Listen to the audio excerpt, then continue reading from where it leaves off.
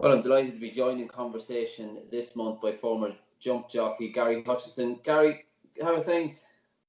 Good now. Busy. Yourself? Not too bad, surviving in the current climate.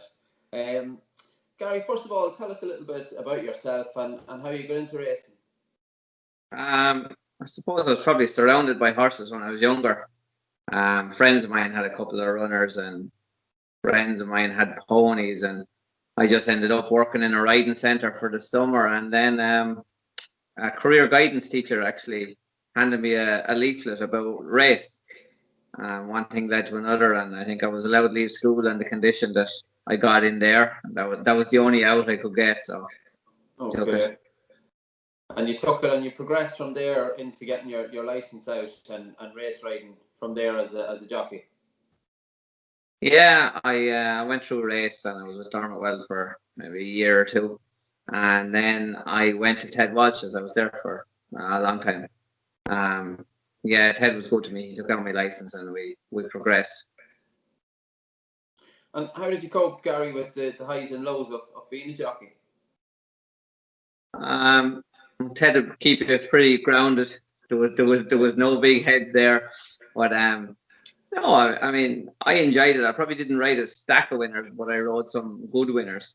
Um, like it was a steady throughout my career. It wasn't that I just came in and rode a lot of horses and a lot of winners, and so it was probably pretty constant throughout until it tailed off towards the end. And when did you stop riding? I think 2008 maybe. Right. And what came after when you packed in around that time? I stayed working for Ted for a while, but I think it was time to move on. Then I went down to Aidan O'Brien. It was probably one of the best paying jobs around at the time. I think everyone gets into racing for the love of it, and then they do it for the money. And then when the money starts drying up, you do it for a necessity. And the money was the inspiration, I suppose, to go to Ballydoyle. And what came after Ballydoyle then? Ballydoyle, I was living in Monasterevin at the time. I was in Ballydoyle, so I was travelling up and down. And I moved home. We ended up back in Kildare, and the drive would have been just too much. And a job came up in Giltown, breaking yearlings. So I took that, and again, it was good money as well. It was probably as good money as you could get around for what you were doing. So it made sense to go to Giltown and spend a couple of years there in Giltown breaking yearlings. How many years did you spend in Giltown Stud? I think I was there 6 in total. Okay. Yeah. And how did you find that from the adrenaline-driven life of working in a racing yard to more of a routine of the stud life? Well, racing yards, like after being in Ballydoyle, it's so regimented. It's routine down there.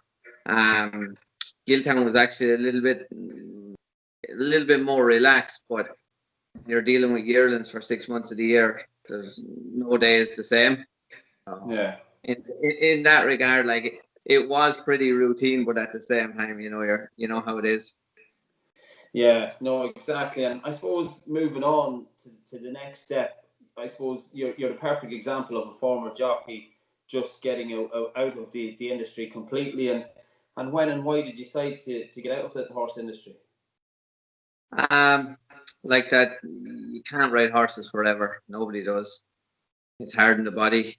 I knew it was coming to an end at some point, and to be honest, I probably wasn't in love with it. When you're younger, you get up and you just want to go and ride horses, and there's nothing else you want to do. And the older you get, you're kind of thinking, "Oh, here I have to go and ride another couple," and it's breaking season again.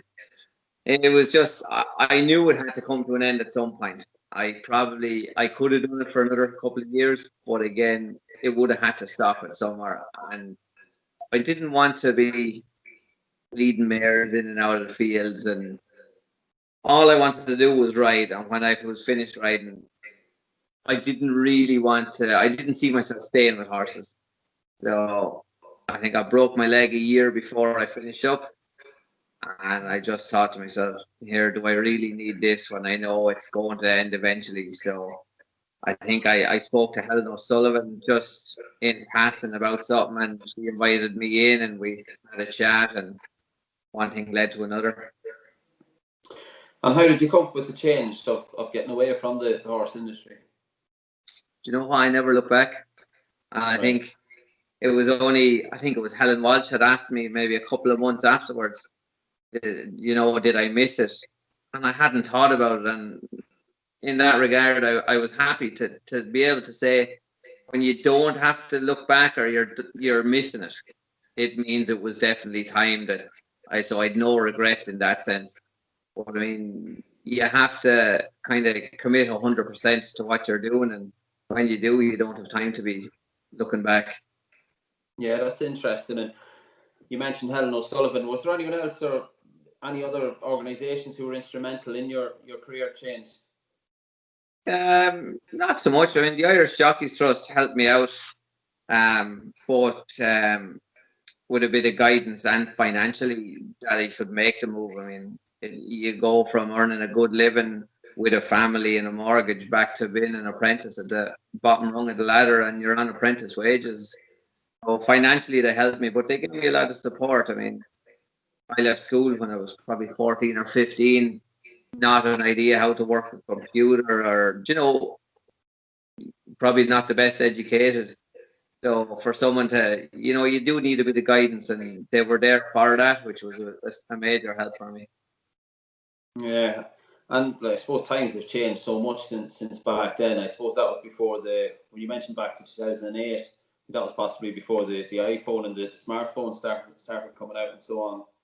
Yeah, no, there was none of that when, as we were growing up, shall we say. But no, I mean, everything is online now. Absolutely. You mentioned your apprenticeship, and to start all over again and to do a 4-year apprenticeship, Gary, that's a difficult thing to do, especially with a young family. And has this been a huge strain on you all? I wouldn't say a huge strain, because with the Irish Jockeys Trust, they did help me out financially, so that worry was kind of off my back. And I mean, I probably got away a bit lighter than normal apprentices do, because of that bit of age about me, that you can kind of bluff your way along, and people don't realize maybe that you are only starting, or you are an apprentice. But no, it wasn't a major strain, but at the same time, money, you're wanting to get on and get that bit further down the line, but it goes quick. Absolutely. And once you qualify, Gary, what's your plan? And I work for a good company. They're not overly big, and it's you get a broad spectrum of kind of everything. It'll be in the same kind of terms where I worked for Ted, in the race, and that I got a good school and an upbringing because you had to do everything. It's the same in the company where I am. You're not specified to one particular job. You get a bit of everything. So once I qualify, I'll probably stay with them. We do a lot of hospital work, and touch wood, it's kind of recession proof. And if it looks like there is a recession coming, hopefully where we are in the hospitals will keep us all going. And finally, Gary, last question. What advice would you have for other jockeys who fancy a career change? Do it sooner rather than later. I probably, looking back, like I could have done it years ago, like when I was in Ballydial, and when I was following the money from Ballydial maybe, and then to Giltown and to the Aga Cans. I probably didn't need the experience of 6 years breaking yearlings after a career in racing. That, like, had I left earlier, I would have been qualified at this stage. Don't get me wrong, I enjoyed it, but at the same time, when you know it's coming to an end and you know what's ahead of you, I probably should have done it earlier. Well, for anyone who is any former jockeys or indeed current jockeys who are fancying a career change, do get on the Facebook page, type in the Irish Jockeys Trust and give the page a like. And if you want to, you can send a private message, or indeed you can pick up the phone and dial 045 521 848, and someone will be on the other end just to give you have a chat, I suppose, Gary. And Gary, thanks a million for your time, and we'll wish you every success in the future. No problem. Thank you.